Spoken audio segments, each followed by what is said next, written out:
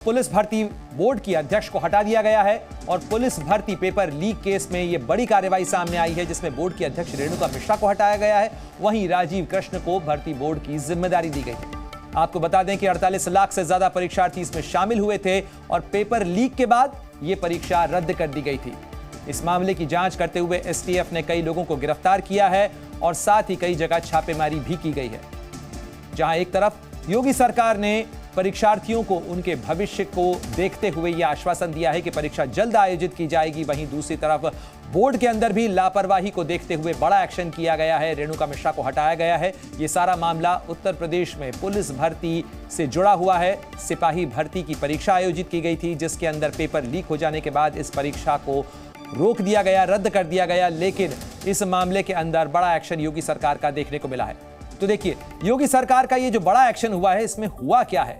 Uttar Pradesh police भर्ती paper leak case में board की अध्यक्ष रेणुका मिश्रा को हटाया गया है। साथ ही राजीव कृष्ण, जो कि वरिष्ठ पुलिस अधिकारी हैं, उन्हें अब बोर्ड के नए अध्यक्ष के तौर पर जिम्मेदारी सौंपी गई है। यानी बोर्ड में जो लापरवाही हुई है प्रश्न पत्र की सुरक्षा को लेकर, इसके अंदर जो चूक हुई है, उसके सिलसिले के अंदर यह बड़ा एक्शन देखने को मिल रहा है। साथ ही नकल माफिया पर बड़ा एक्शन भी देखने को मिला है। यूपी एसटीएफ की तरफ से कई जगह छापेमारी की गई थी। इस मामले के अंदर कई गिरफ्तारियां भी हुई हैं। वहीं मुख्यमंत्री योगी आदित्यनाथ ने जीरो टॉलरेंस की चेतावनी भी दी थी।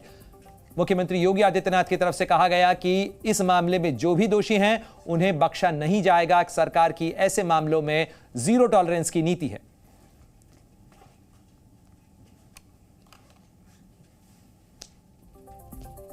तो उत्तर प्रदेश में पुलिस भर्ती पेपर लीक का यह पूरा मामला है, जिसके अंदर बड़ा एक्शन अब योगी सरकार का देखने को मिला है। यूपी पेपर लीक केस के अंदर बोर्ड के अध्यक्ष रेणुका मिश्रा को हटाया गया है और साथ ही राजीव कृष्ण को इसकी जिम्मेदारी दी गई है।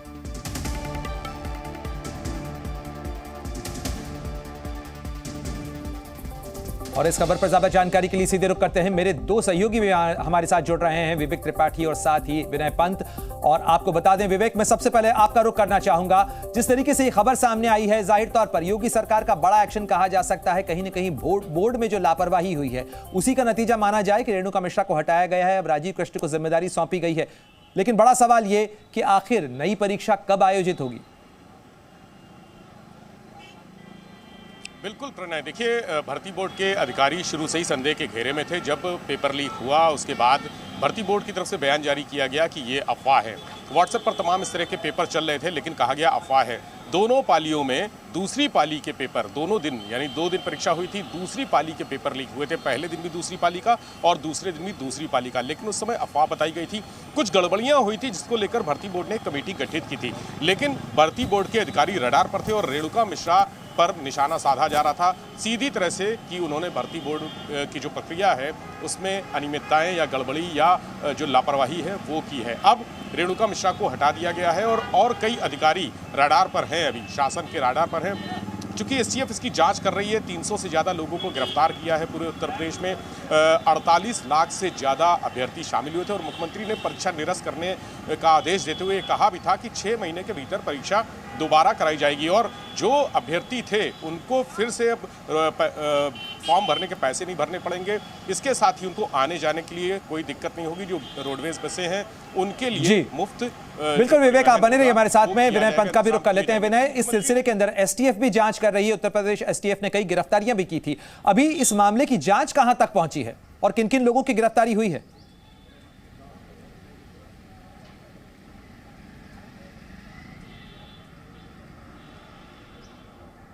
विनय, क्या आप मुझे सुन पा रहे हैं?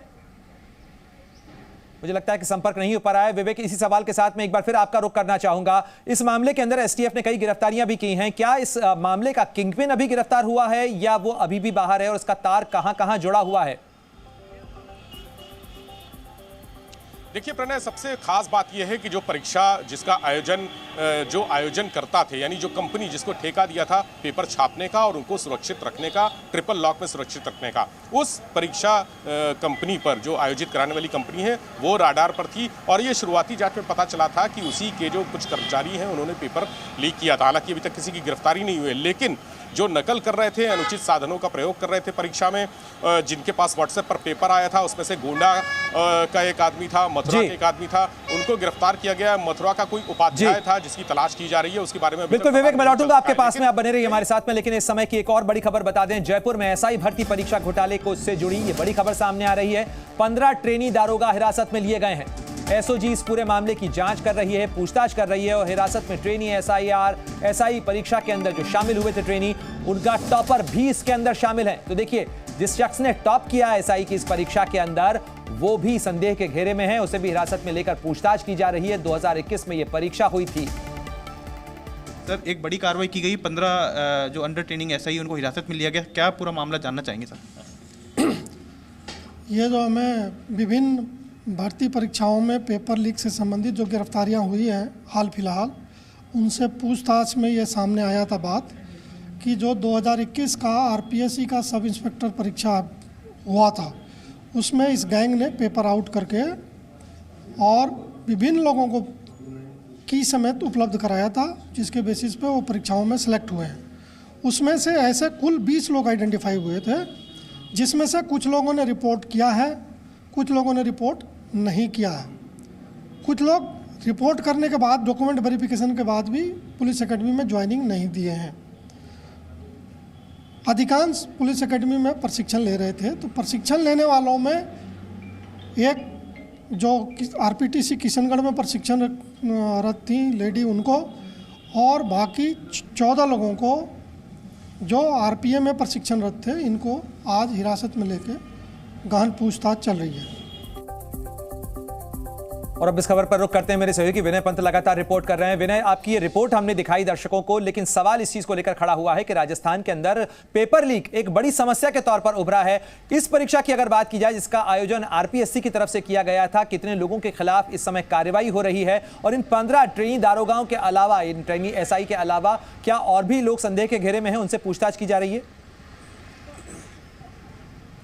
जी पढ़ने वाकई देखिए, जो एसआई भर्ती परीक्षा 2019 है, 2021 माफ़ कीजिएगा, 2021 से उससे जुड़ा हुआ ये पूरा मामला है। और इसमें शिकायत जो हेल्पलाइन नंबर है एसओजी की, उस पर प्राप्त हुई थी कि इसमें बड़ी तादाद में डमी कैंडिडेट बिठाए गए हैं और पेपर आउट करके कुछ लोगों तक पहुंचाया गया जिन्होंने नकल करके परीक्षा पास की है।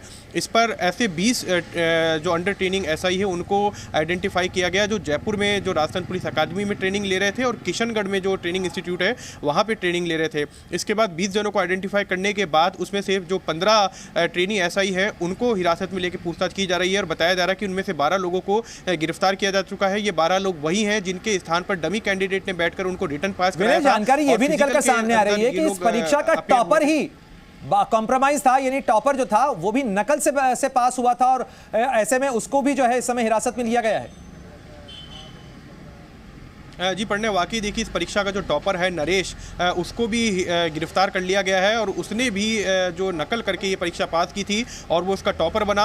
और ताजुब की बात यह है कि जब उससे पूछताछ की गई तो उसको राजस्थान की भौगोलिक चीज़ों के बारे में ही जानकारी नहीं है, यानी कि उसको जो बेसिक नॉलेज होनी चाहिए वो नॉलेज तक नहीं है। और ऐसे में वो टॉपर बना, तो उसने कितनी बड़ी धांधली की, क्या उसकी जगह पे डमी कैंडिडेट बैठाया गया था या उसने जो नकल माफिया उससे पेपर पहले प्राप्त कर लिया था, इसके बारे में उससे पूछताछ की जा रही है।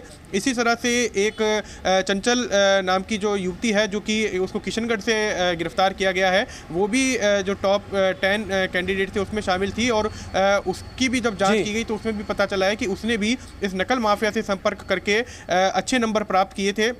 और उसके बाद फिर बिल्कुल बने, आप बने रहिए हमारे साथ में। लेकिन दर्शकों को ये बता दें कि जहां एक तरफ राजस्थान के अंदर एक्शन हो रहा है, वहीं दूसरी तरफ उत्तर प्रदेश में भी पुलिस भर्ती से जुड़ा हुआ मामले के अंदर बड़ा एक्शन देखने को मिला है। हम आपको सुनवाते हैं कि आखिर 25 फरवरी को जब इस भर्ती घोटाले का मामला सामने आया था, तब उसको लेकर मुख्यमंत्री योगी आदित्यनाथ की तरफ से क्या चेतावनी दी गई थी और उनका दूसरा बयान कल सामने आया है। क्या कुछ कहा है मुख्यमंत्री योगी आदित्यनाथ ने 25 फरवरी और 3 मार्च को, सुनवाते हैं आप। पहले दिन से हम लोगों ने तय किया है कि युवाओं के जीवन और उनके भविष्य के साथ जो खिलवाड़ करेगा,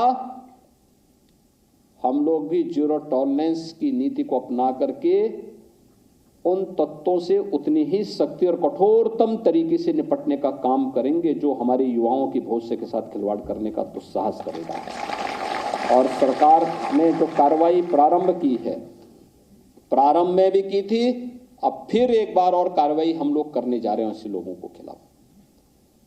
क्योंकि हम लोग तकनीक का उपयोग करते हैं तो हम लोगों के समान ही वे तत्व भी तकनीक का उपयोग करने लगते हैं। आपको मैं इस बात के लिए आश्वस्त करता हूं, प्रदेश भर के युवाओं को आश्वस्त करता हूं, युवाओं के भविष्य के साथ कोई खिलवाड़ नहीं कर पाएगा। युवाओं का भविष्य उज्जवल है। हमारा युवा प्रतिभाशाली है, सक्षम है। उसको डिजिटली सक्षम बनाने के लिए सभी कार्यक्रम आगे बढ़ाए जा रहे हैं और जो भी युवाओं के भविष्य के साथ खिलवाड़ करेगा, जिंदगी भर वो जेल के अंदर सड़ेगा और साथ साथ जो बाप दादों की प्रॉपर्टी होगी उसको भी सरकार जब्त करने का काम करेगी।